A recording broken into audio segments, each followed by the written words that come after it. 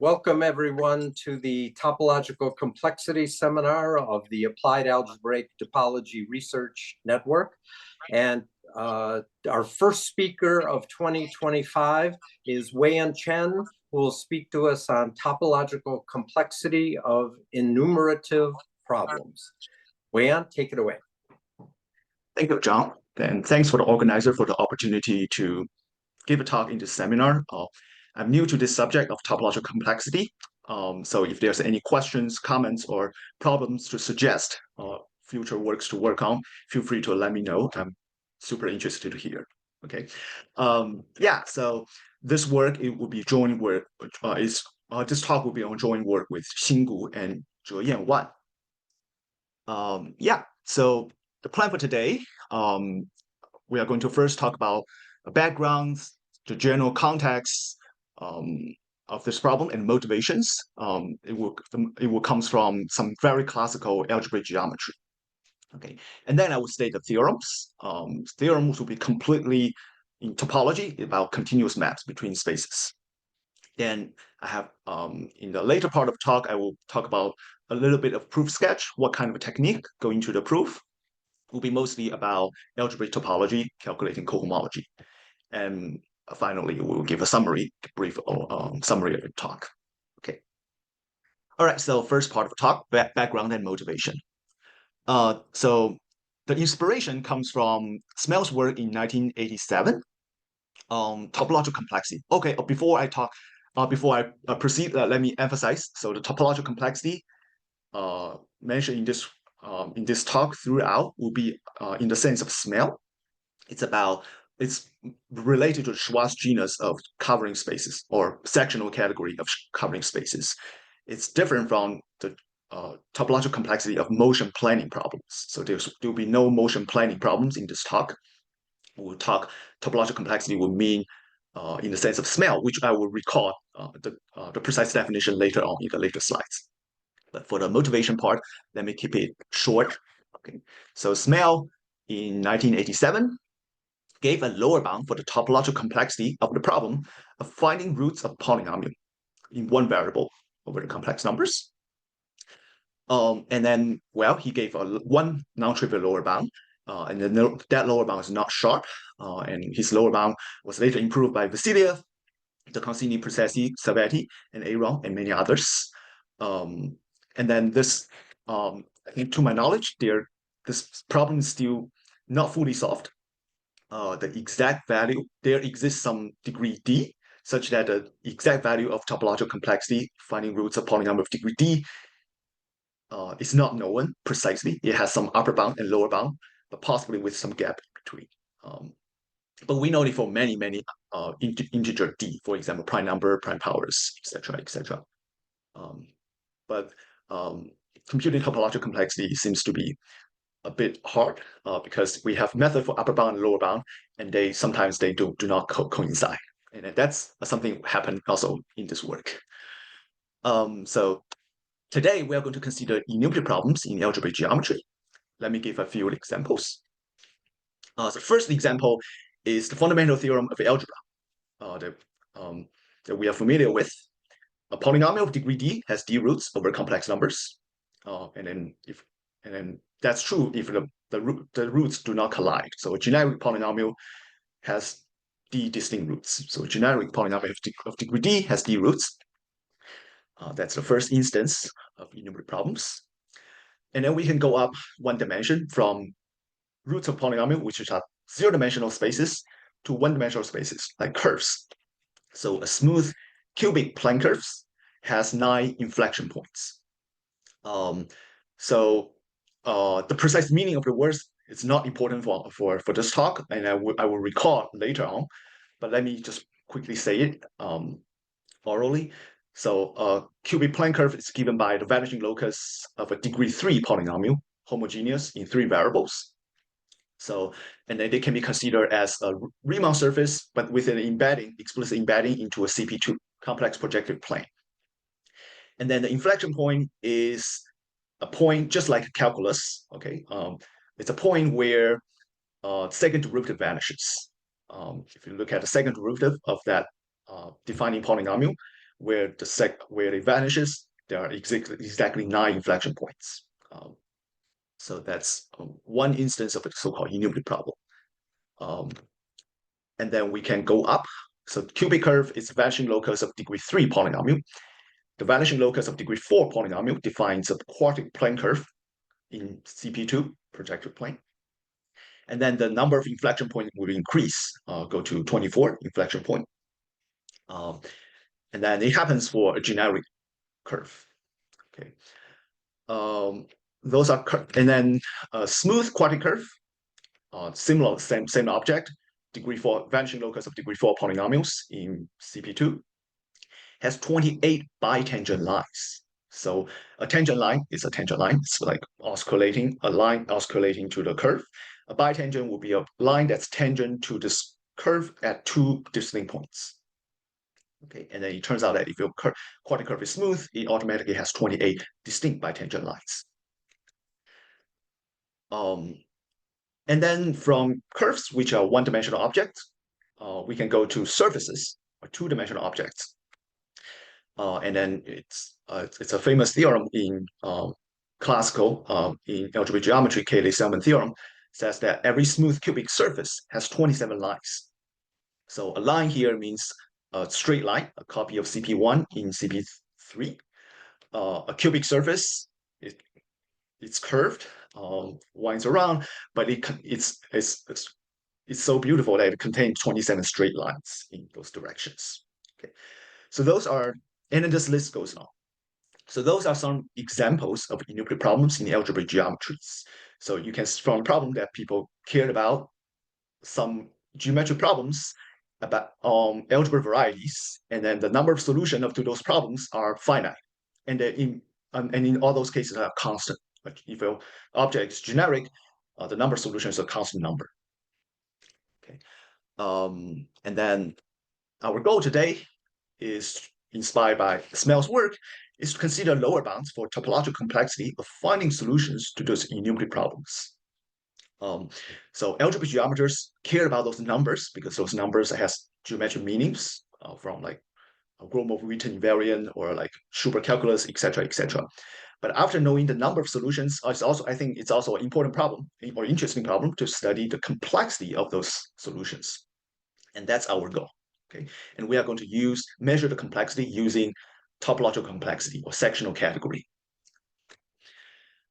All right, so before we dive into the theorems and proofs, let me also talk about a broader context, how this problem is related to other area of mathematics.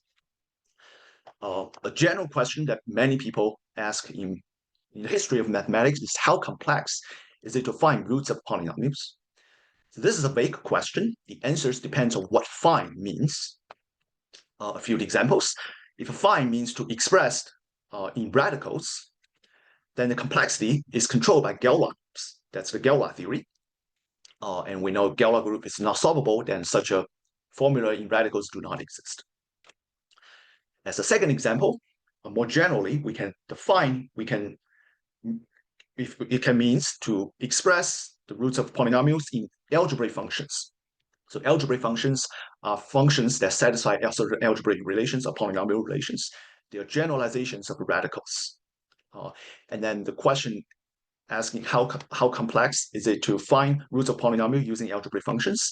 That's a content of Hilbert's 13th problem. Hilbert asked this question for degree 7 polynomials. But later on, Brouwer defined this notion of a resolvent degree to measure this complexity for arbitrary degree polynomials in more general context. Okay, and then third examples is to find means finding using an algorithm. So that's probably the part. That's the subject that many audience of this seminar is familiar with. And then in this case, the complexity means topological complexity in the sense of Smale, defined in 1987. Okay, and then so those are some examples of this general question about roots of polynomials.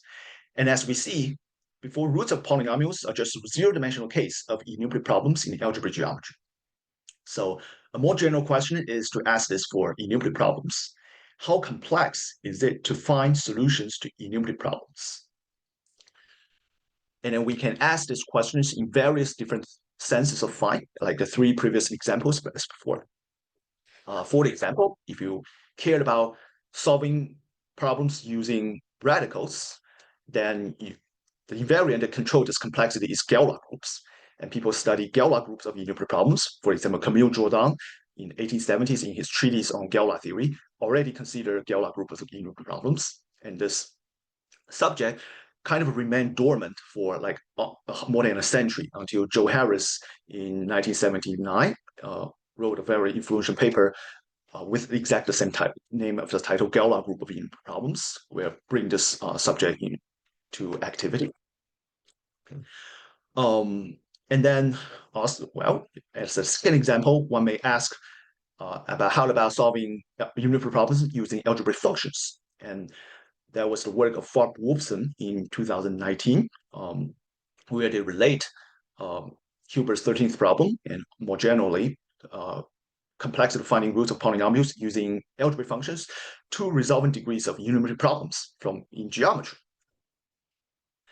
And then today's topic is inspired by the previous works. We are going to use the third invariant, this topological complexity, applied it to measure the complexity of finding solutions to those unitary problems. So the point I'm trying to make here is that I'm not making this. This work of coming from an invariant of polynomials and generalized and considered in more broader context of unitary problems is not something we invented. It's a long time mathematical tradition. And then what we are trying to do here is trying to do similar works like Jordan, Harris, and Wolfson, but for topological complexity in the sense of Smale. Okay, so that's the background and motivation. And let's go to precise definitions and theorems. Definition: an algorithm for us, or a computation tree, is a finite rooted tree with computation nodes and branching nodes.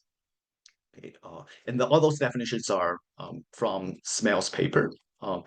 So this tree down below, this blue tree, is an example of such an algorithm. So it's a true tree.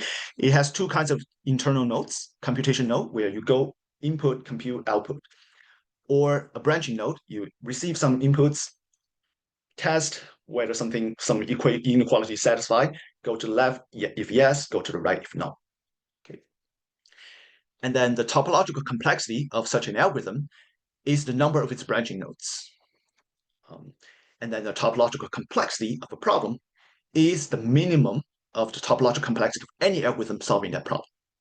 So if a problem has high topological complexity, roughly speaking, it says this problem has no solution using algorithm that's simple. Simple means has fewer branching nodes. Does the definition make sense? So stop me anywhere if there's anything I need to explain further. All right, so that's the topological complexity that for the talk. Okay, it's slightly different from the topological complexity of motion planning problems, but I think the motion planning problems also uses this notion of topological complexity to consider algorithms, etc., etc. Right. All right, so now let's talk about the topological problem. Convert this problem about algorithm into a problem about topology. The Schwarz genus of a covering, I think it's also called sectional category in a more general context. But today we're only consider covering maps. So Schwarz genus of a covering map is the minimum size of an open cover of the base, consisting of open sets such that there exists a continuous section of the covering map over each open set. So we have that's the minimal number. So if the Schwarz genus is 1, that means the covering has a global section. But in general, if the covering is non-trivial, it only has section locally defined on small open set. And the Schwarz genus is asking the minimal number of small open sets we need to cover the base space. And then we are going to denote Schwarz genus by G of this covering. Okay. Now, for a enumerative problem P, okay, P will be one of the problems from the list that I gave before. We're going to construct a covering space. The base will be the collection of all problems. The total space, the cover, will be collection of all problems equipped with a solution to this problem. And then generically, this will be a covering map. If the number of solutions is constant, like before, then this will be a covering map in those examples. I will give examples more precisely in the next slide. But here is a general setup. And then the general observation, this is also called Smale's principle in Vasiliev's book, is that the topological complexity of a certain problem is bounded from below by the Schwarz genus of the associated cover -1. Okay, so the left-hand side is about algorithms, the right-hand side is a purely topological invariant. And there's a -1 because the Schwarz genus is the number of covers that corresponds to the number of output nodes in the algorithm, which is one bigger than the number of branching nodes, which is measured by the topological complexity. Okay, and then so to study the topological complexity that can be converted into a topological problem, we want to compute Schwarz genus or give a lower bound, meaningful lower bound, non-trivial lower bounds for the Schwarz genus of those coverings, but for various enumerative problems P that we mentioned before. Okay. All right. Now let's go to, so that's the general background, and let's go to the precise statement of the theorems. Now let's go back to the list that I gave in the first slide, the list of enumerative problems.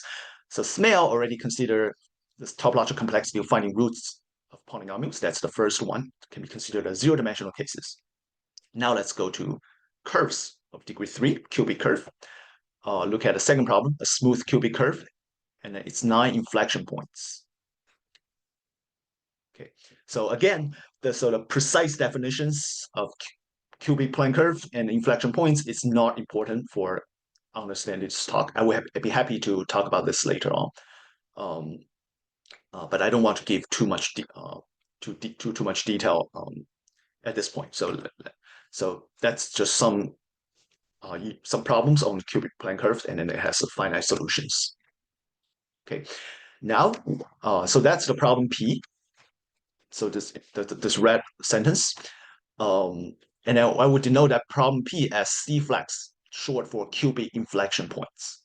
Okay, inflection points on cubic curves. So C flex. So for this problem, every problem will give us a cover, and in this case, the base space of the cover is as on the screen. So let me go over. So the base will be the space of all problems, and each problem is given by one particular curve. So that will be, so the base will be some parameter space of smooth cubic plane curves in CP2. More concretely, they are parameterized by their defining equations. So more concretely, that's the space of non-singular homogeneous polynomials in 3 variables of degree 3. Right? So each such polynomial, the vanishing locus will give us one such curve. Okay, so that's a space of polynomials. It's a subspace of a vector space of a complex dimension 10. I think that's if you count the number of monomials of degree 3 in 3 variables, and then we projectivize divided by scalar, because scaling is not going to change the zero locus. Okay, so that's the base of the covers. That's a space of all problems. And the space of all solutions will be the cover. It's a space of all curves equipped with a inflection point on this curve. Does it make sense? So we have a covering from E to B by forgetting the second coordinate, just remembering the curve. Weiyan, can I ask a question? Yes. Is it a separate theorem then that every such cubic curve has the same number of inflection points? Yeah, that's a good question. Yes, that's a separate theorem. That's a theorem from algebraic geometry that people study. Yes, it's a separate theorem that all those problems have the same number of solutions for different objects if the object is generic, and that's the that's some problem that algebraic geometers observe. I think that's probably, well, that's due to many people. Yeah, but it's a particular feature that the number of solutions is a fixed constant. Could I ask a question as well, please? Yes, please. Do I have to know any algebraic geometry to show that this is a covering? So locally trivial. Yes. Yes, I think there's some non-trivial work that goes into to show that it's covering. Okay. Yeah. But not too difficult. Thanks. All right, no problem. And then the first theorem of the talk, joined with Zheyan 2023, is that we give a lower bound and upper bound for the Schwarz genus. And from this, we can see, unfortunately, the lower bound and upper bound is not the same. So we did not completely determine the Schwarz genus, but we determined up to two possibilities. It's either 8 or 9. Let me make a remark. So yeah, so before making a remark, so the lower bound, I think it's the most interesting part. It's the most non-trivial part of the result. Because we know the Schwarz genus give a lower bound for the topological complexity. To make the inequality works, we want a lower bound for the Schwarz genus to get a lower bound of topological complexity. But upper bound here is to show that how sharp this bound is. It's like 1 away from being sharp. But the upper bound here is still non-trivial. It's not something we can get just from dimension. Because let me make a remark. So the space of all smooth cubic plane curves, it's a complement, it's an open subset of CP9. If it just CP9 will be the collection for all homogeneous polynomial of degree 3, remove those singular curves, which is closed subset, and the complement is an open manifold of complex dimension 9. That will be the space that will be base I consider. Then by a general result of Andrew Franco's theorem, we know if such a Fi manifold of complex dimension 9 is homotopy equivalent to a CW complex of dimension 9. So originally it's a manifold of real dimension 18, complex dimension 9, but it's homotopy equivalent to a CW complex of only half of this real dimension 9. That's something standard from Moore's theory. Once we know that, it's a general result is that we can immediately conclude that the Schwarz genus of this cover has an upper bound, which is 10, which is 1 plus 9. Okay, that's using obstruction theory. That's not hard to show. So this is some upper bound that's coming for free by consider the dimension. And you can see the upper bound in the theorem is 1 less. So the statement is stronger than this upper bound coming from dimension. So to get this upper bound, there's still some non-trivial work we need to do. We need to compress this cover to something 1 dimension less. Okay, all right. But anyway, that's the theorem. And from the theorem, and combined with the Smale principle that I mentioned before, immediate corollary is that the topological complexity of finding an inflection point in plane cubic curve is at least 7. So 1 less than the lower bound 8 here. And then the same result holds even if we only need to find an inflection point within some small distance, if we allow some small error term within an epsilon distance, as long as this epsilon is less than pi over 3. Okay, and then coming from the theorem to corollary, that's something standard and not surprising. It's very similar to what Smale did before. So I think maybe the theorem itself is the most substantial part of the work, this topological part. Okay, yeah, so that's the first theorem. Next, we can go down to the list.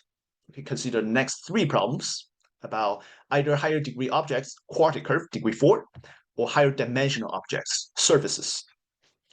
Okay. And then each of those problems, as I explained before, each of those problems will give us a covering. And then the problem is compute the Schwarz genus of that covering. So that there are 3 problems to be considered. There are 3 coverings that's given to us. So let me go over first of all. So this subscript Q flex means quartic inflection point. So that corresponds to the first problem, a quartic plane curve, and it's 24 inflection points. And then BTG stand for bitangent, and line stand for line. Okay, so so the second problem is about a bitangent lines, 28 bitangent lines to the plane quartic curves. And the third problem is about the 27 lines on smooth cubic surfaces. Okay, and then their they have a moduli space of problems. Those B, the base space, the first one corresponds to quadratic plane curves with exact 24 distinct inflection points. As before, just for the same reason, it's an open subset of CP14. It's CP14 because the number of degree 4 polynomials in 3 variables form a vector space of dimension 15, and then we projectivize, so it's CP14. And then the covering here, so here is something slightly different. So the covering here will be the collection of one particular F with a complete list of its 24 distinct inflection points. Okay, and so it's an order sequence, 24 distinct points. So this cover is now a normal cover of and then the deck transformation group is S24, the symmetric group of 24 letters. So and then the degree of cover is 24 factorial. It's a huge cover. Okay, but this cover is connected thanks to the work of Joe Harris on Galois group of unitary problems. So the monodromy group is a full symmetric group S24. So this would be a connected cover. For the second one, we look at smooth quadratic plane curves. So in this case, being smooth is enough to guarantee the 28 bitangent lines will be distinct. So this will be some slightly larger space than the previous one. And then just like before, we look at the space of problem equivalent with a solution. A solution here is an ordered list of 28 lines, which are precisely the distinct bitangent lines to this quadratic curve. Okay, and this will be again a normal cover with group deck group S28, symmetric group of 28 letters. This cover is not connected. The monodromy group is a finite group which is much smaller than S28.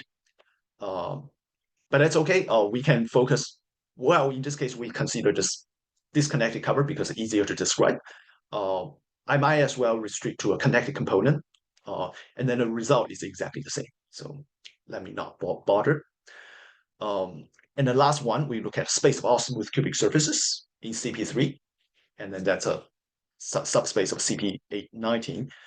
And look at a collection of cubic surfaces equipped with a list of 28 lines on the surface.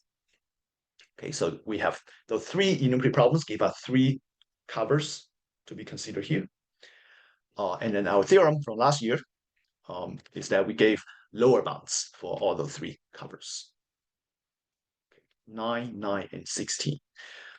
And then as corollaries, we obtain lower bounds for the topological complexity of finding all solutions to these enumerative problems. And I've emphasized so the problem considered here is we're going to consider to find all solutions, not just one, because the cover it's a symmetric group cover, and the solutions are listed. All solutions are listed.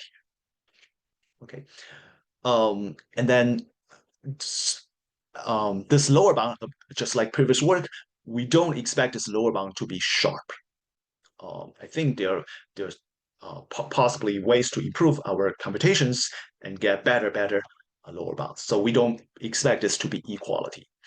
And then the upper bound here is something that we can just read off from the dimension, right? So just similar like before, the first line, the dimension could be 15 coming from the dimension because for the same reason as before.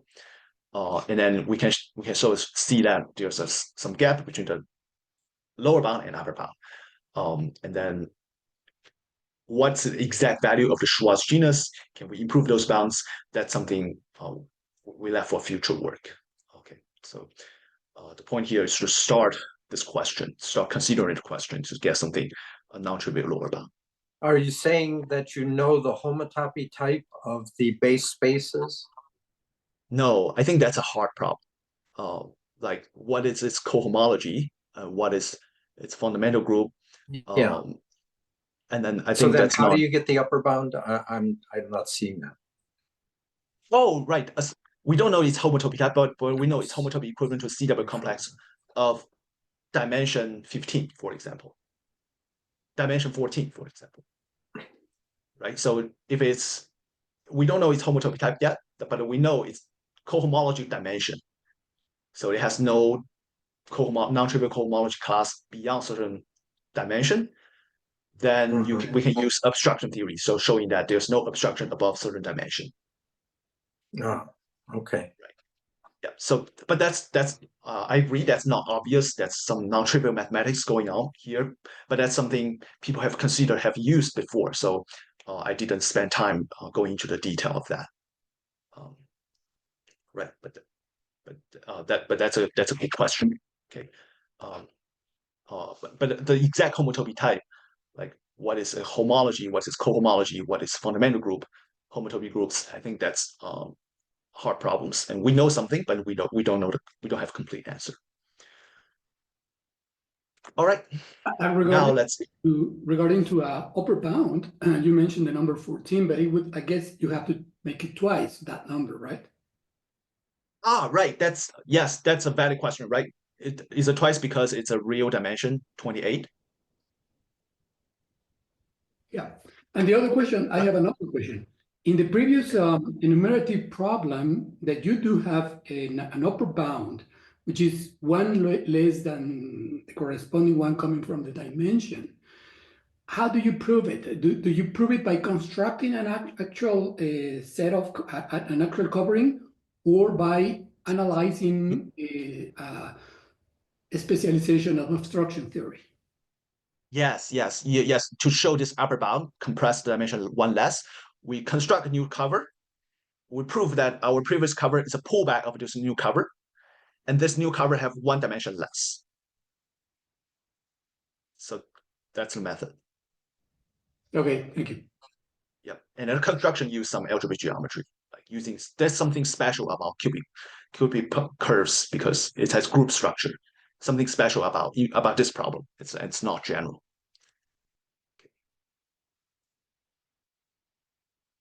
Okay. Are there any further questions about the theorems? So basically, there are 4 theorems for this talk about those 4 problems, but they are all very similar in flavor. Okay, now let me go to the proof methods. So this proof will be a combination of some well-known techniques about Schwarz genus or sectional category with some additional input from algebraic topology and understanding cohomology of certain classifying static spaces of certain groups. Okay. So that's the same theorem as printed before. The proof is very similar in different examples. It's just the problem, the exact computation are different, but the proof structure is similar. So let me focus on one particular problem. Let me focus on the 27 lines on cubic surfaces. So the last one, I'm going to remind you what they are. But before I remind you, go into the details, let me give a quick sketch, the structure of the proof. There will be 3 steps. The first step, we're going to pull back this cover to a homogeneous space. That's a step in geometry. Second step, that will be a cohomology problem using algebraic topology. So the second step will probably, that's a general technique that people have used before, including Smale. Okay, I'll convert this problem of Schwarz genus into a cohomology computation. And step 3 is the most substantial or original part of the proof. That's a problem that we need to. There's some commutative algebra computation we need to do, calculate certain Tor term. Okay. All right. So let me go to the first step. Okay, and so remind you what the statement of the problem is.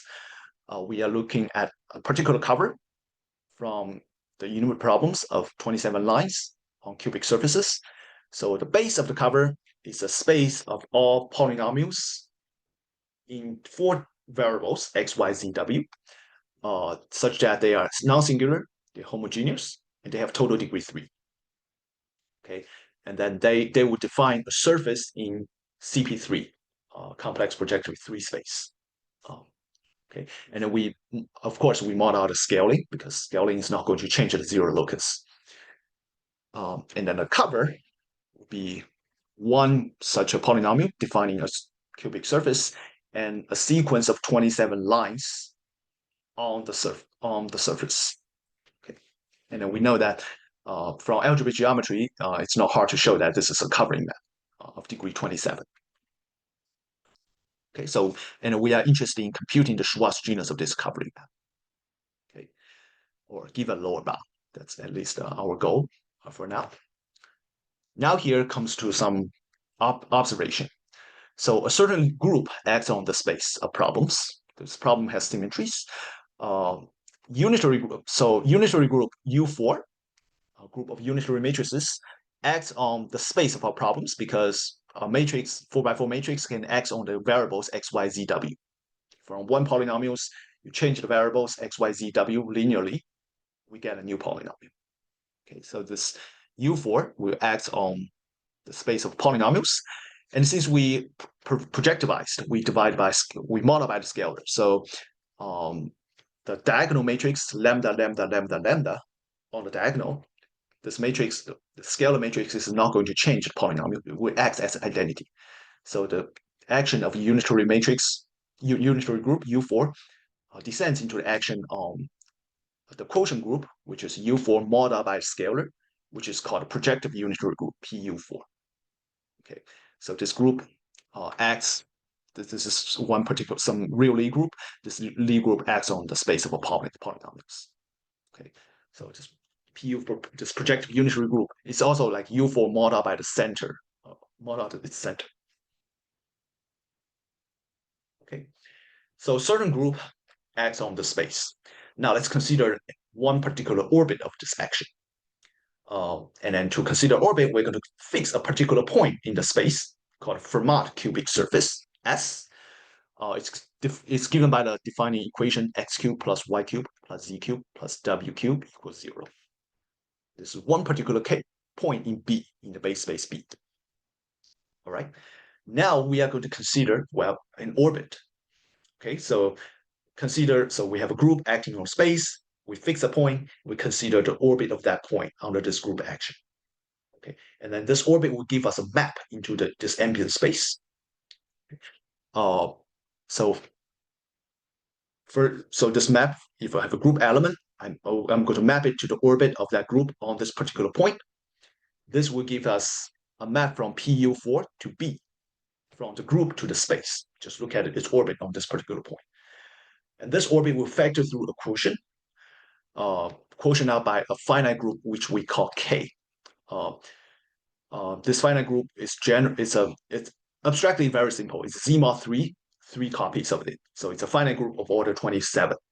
Finite abelian group order 27 generated by diagonal matrices of those forms. Okay. And then it's not hard to see that each of those matrices will fix the Fermat cubic surface. If you multiply if you let the matrix act on this equation, the equation will go back to itself. So in particular, K is contained in the stabilizer of the Fermat cubic surface S. Therefore, this orbit map will factor through this PU4 mod K. Okay, so I'm now describing a map from a homogeneous space, PU4 mod K, Lie group mod a finite subgroup, into the base space, which I care about. Okay, and then that's some continuous map. Then let me pull back my original cover along this continuous map, this orbit map. So the second vertical map on the right is the cover that I care about. That's the S27 cover, whose Schwarz genus, sectional category, I want to compute, or I want to bound. On the left-hand side is a pullback of that cover along the continuous map that I described before. And then it turns out that if we pull back this cover, the total space of this cover is disconnected, and each path component is an exact homeomorphic to a copy of PU4, to the Lie group itself.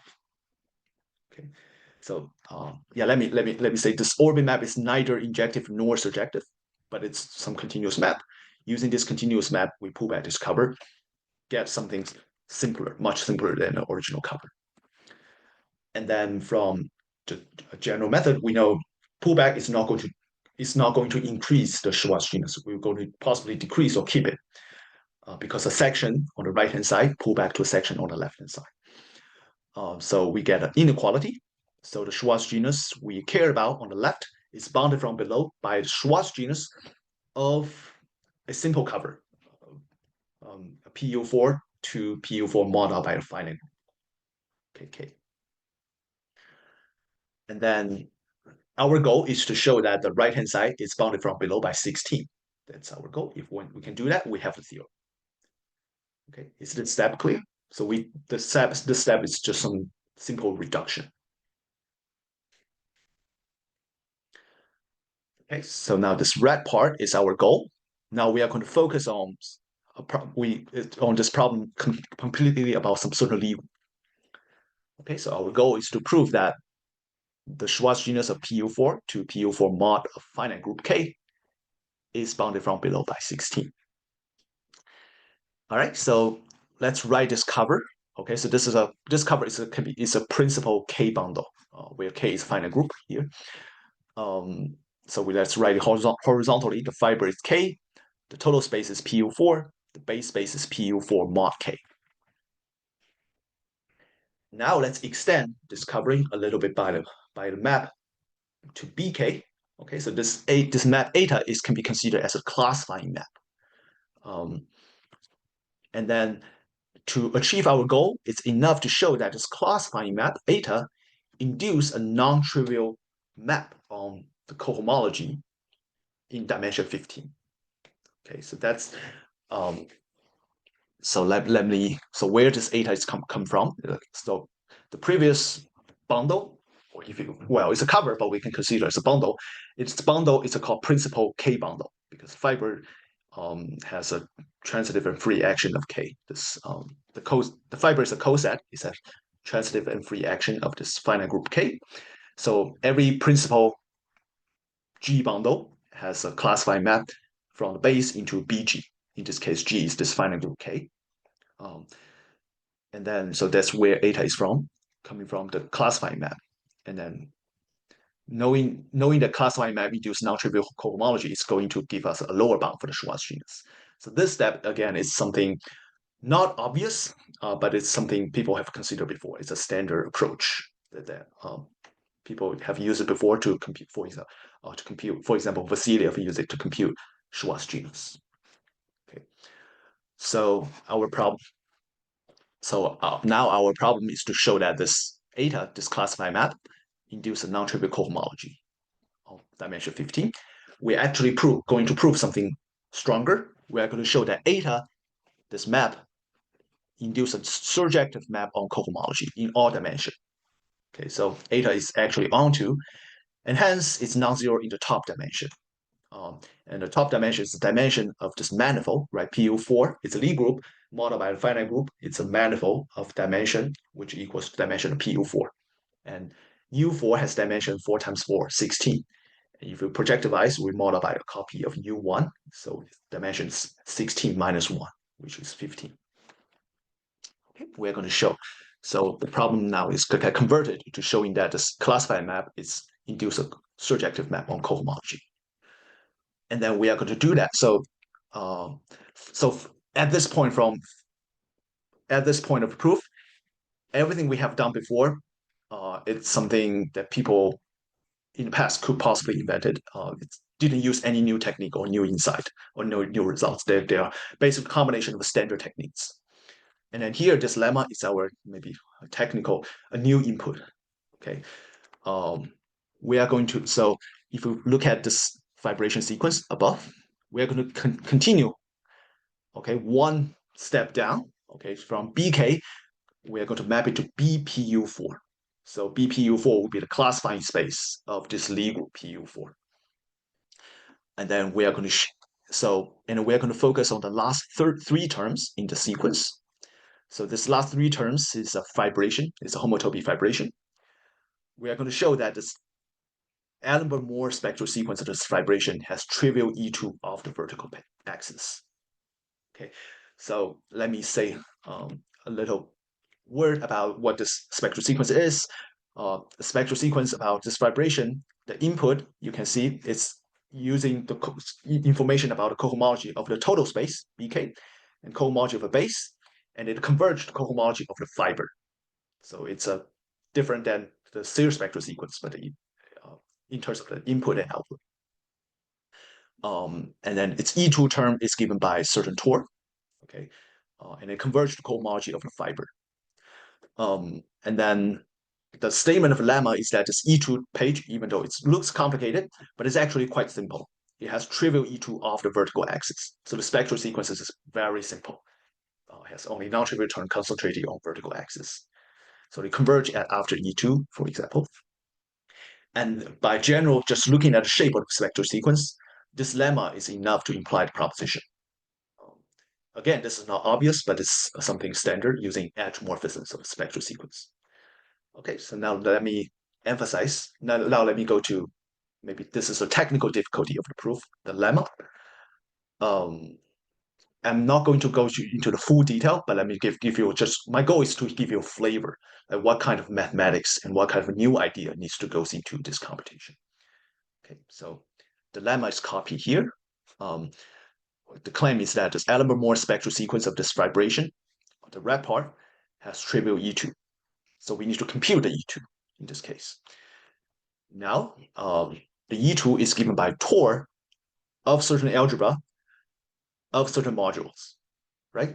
And then to compute this Tor term, we need to understand this, how this algebra acts on this module, how cohomology of BPU4 acts on cohomology of BK. In other words, we need to understand the induced map on cohomology of this new map phi. Okay, and that's our goal, to compute E2. And then the phi here is induced by the inclusion of K, the finite subgroup, into PU4. And here, there's some algebraic topology input we need to do here, using the computation in Gu's work in 2021. Gu is my collaborator on this project. He was an expert in about cohomology of BPU4 or BPUN. And then we explicitly compute this map phi. Okay, so this formula is, there are lots of details here, but what I want to emphasize is that cohomology is known. It can be something we can work out. Cohomology BK is simple because K is a finite Boolean. It's a copy of Z-mod 3, 3 copies of Z-mod 3. That's standard. And then more importantly, we need to work out the map, okay, where the generator goes. Okay, so the generator goes into some polynomials, and those polynomials are symmetric polynomials. They're generated by those sigmas, which are elementary symmetric functions in those cohomology classes. Okay, so that's some computation that we did, and then that's a non-trivial one, and then that's the technical core of the work. And then once we have that, then we can compute the Tor using an explicit resolution. So that's the commutative algebra that comes in, because the cohomology basically they are polynomial algebras in generators. And then we use, for the buzzword, it's a Koszul complex. We use Koszul complex from commutative algebra. We explicitly construct such a resolution. We tensor with this module and calculate its homology and show that this homology of this module, which is exactly a Tor term, is 0 off the vertical axis. And then we are done. Okay, so that's a proof sketch. All right, let me pause for question. Yes. Here's one question. It's nice, this approach, but let me just ask one question. So essentially with this Moore spectral sequence that you're considering, you're avoiding to compute any kind of differentials. Whereas if you consider the standard Moore spectral sequence of the vibration that you one step to the left, it would be full of differentials, right? Essentially, this is what you were saying. Could you repeat the question? Sorry, the audio is not clear. Yeah, it's kind of strange. Let's see. So consider the vibration that goes from high and then eta. So this is just one step back to the vibration. Yep. Of Yes. consider the standard size spectral sequence of this vibration, and saying that eta is surjective means that this spectral sequence is full of differentials, swapping all the top things. So essentially, Yes. my observation is that you're saying that with this other, the Eilenberg-Moore spectral sequence, you are avoiding to make any computation of differentials in the previous. Yes, exactly. Yes. Yes, exactly. Yes, you can consider serial spectral sequence of the one step previous, and then there will be a different computation, but it's more or less similar to the computation we have done before. It's so the computation of this Eilenberg-Moore spectral sequence is just cleaner, it's easier, more straightforward. But there's also some computation we need to do here. But essentially, it's equivalent. I think it can be mapped equivalently to a computation about the differentials of serial spectral sequence one step before. So I think that's a great observation, and but it's essentially equivalent. Okay. All right. So that's almost the end of my talk. Let me give a summary of the whole talk. As I said before, the motivation of this project is we want to understand topological complexity of enumerative problems, which are natural generalization of finding roots of polynomials, as Smale considered before. And then the topological challenge for us is to compute or bound Schwarz genus of covers coming from those enumerative problems. Okay, so to discover the base space will be the space of all problems. The covers will be space of all problems equipped with a solution. And we want to study the Schwarz genus of this cover. And then our method here in the proof is that we restrict this cover to an orbit of a Lie group acting on the space of covers. Look at the symmetry of this space of all problems. And then we get a focus on certain finite subgroup, and then we get a lower bound of Schwarz genus. That's some reduction, and this inequality possibly is not equality. So maybe this lower bound, we lose some wiggle room in this lower bound. We lose some preciseness in this lower bound.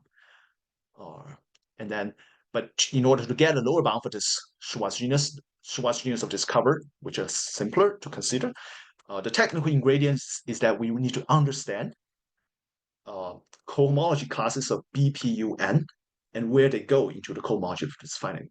And that's the technical challenge for this project. Okay, and after summary, let me give some reasons why I like this project. Okay, so maybe this reason is personal and subject to my mathematical background as a topologist. So first of all, I want to understand the complexity of solutions of enumerative problems, as I explained before. Algebraic geometers spend centuries counting the number of solutions, and I think it's a natural question to understand after knowing the number of solutions as knowing the complexity of the solutions. I think it's a natural question to consider. And then the second bonus is that this project invites us to understand the topology of B, which is a space of all enumerative problems. In many cases, this space is more or less like space of smooth hypersurfaces in CPN of a fixed degree D. And then this space have been previously studied, for example, Vasiliev, but we still don't know a lot of things. This space also it's not very well understood. What's its fundamental group? What's its cohomology? In particularly, what's its torsion cohomology classes? I think most of the previous work given by Vasiliev and Tomasi on this basis, they computed cohomology of this degree D hypersurfaces in CPM rationally with the rational coefficient. But I think their results is also for small m and d, or like in some stable range. But this problem, what I like about this problem is it challenges us to consider its torsion cohomology classes, because rational cohomology classes is not useful. It's going to give us a trivial lower bound for topological complexity. What's useful will be torsions in these cohomology classes, which are poorly understood. And then, so this drives us to some unknown zone of topology about this interesting spaces. That's the second reason why I like about this project. And the third reason I like this project is that it uses cohomology of BPUN. Quite surprisingly, cohomology of BPUN. PUN is pretty natural Lie group. It's something not very different from UN. But this this Lie group, its classifying space is not fully understood. Okay, so it's not known. The cohomology of BPUN with integer coefficients for all n is not known. It's not fully computed. And then it's hard. It's a hard problem. And then unlike the case for BUN, which is a classical story about Chen classes, right? We know the cohomology of BUN, cohomology classes of Grassmannians, are Chen classes. And Chen class has many geometric interpretation from geometry, like curvature, etc., etc. We have some understanding. We can grasp it. We can get intuition about what this class measures. But cohomology classes of BPUN, the algebraic topologists computed them. There are some abstract cohomology classes. We know they exist. We can compute its degree. We can show it's non-zero, but there's not much geometric interpretation compared to like Chen classes. So I think this project gives some concrete examples. So those classes can be used to measure or to abstract the existence of algorithms solving certain enumerative problems. Right. So that's some reasons why I like about this project. All right, thank you. That's the end of my talk. Okay, thank you, Weiyan. Thanks. Thank you. Are there any questions or comments? I have a question. Yeah, Yes. Mark. Did you say that the dimension of PU4 was 15? Yes. Okay, so that means that you can't hope to do any better by choosing a different orbit. Right. Yes, exactly. That's a great observation. Right. So the bound 15 here is the best if you restrict to the orbit, right? Because we already get the top dimension.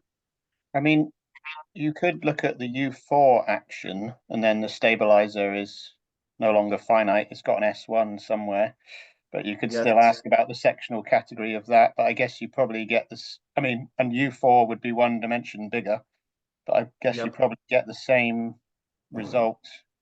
Yes, I think so. Okay. Yeah, I think that's essentially equivalent because we have one dimension up, but this dimension is basically trivial dimension. Yeah. Yeah. Hmm. Yeah, so I think, so that's a great point. Thank you. So that tells us that if we need to pull back along a different orbit or what, we are not going to get a better bound. So the 16 bound is best using this method. If we want to get an improvement, maybe it's just to take a breath and dive into study the topology we discovered. Like compute this cohomology of this complement of some singular locus, like similar to what like Vasiliev did. Sorry, not this. Yes, what Vasiliev did in computing the cohomology, the rational cohomology of the space. Okay, so Vasiliev already computed the rational cohomology of the space, and it turned out the cohomology is actually the same as the cohomology of PU4. That's the same as like a Lie group. I think GL U4 or PU4. Okay, depending on whether you model, whether you projectivize. Okay, so rationally, it's basically the same as the Lie group, but the torsions is still mysterious. So to get a better bound, maybe that invites us to study like torsion cohomology classes of this interesting space. Any other questions? Actually, I have one or a comment about an upper bound, and I don't know if it's practical at all, but if you look for any given cover, if you look at the universal cover of the base space, the sectional category of that will be an upper bound for the sectional category of the covering space that you have. That actually has a name that's called Cat1 of the base space. So maybe trying to study the universal cover of the base spaces might provide some better information. Although if you don't know much about the homotopy type of the base space, I don't know how far you can get studying the universal cover. Right, that's a good question. So I think the fundamental group is some considered before. So I think we have some knowledge about its fundamental group, but its universal cover of the base space, I'm not sure. Like, is there any good model? Yeah, but I will keep thinking about along this direction. Thanks. Anything else? Anyone? I wonder if we know the value of LS category of PUN. I was thinking about that. or PU4. I don't know. Maybe Avase does. I don't know. PU, yeah. Oh, the Lusternik-Schnellmann category of PU4 Mhm. or mod K. Right, I don't know that. No, PU. no, I don't know either. I think is it the LS category of UN is known, right? Is it? Yes, that's N. Yeah, but PUN. But the proof for that is not so easy. I mean, you sort of do it through the linear algebra of the Lie algebra associated to Right. UN, and the eigenvalues end up giving you the answer. So I don't know anything about PUN, so I don't know. Cool. Okay, anything else? Well, if not, let's thank our speaker again. Thank you. And we will see you the next time at the next seminar. And that's it. Jesus,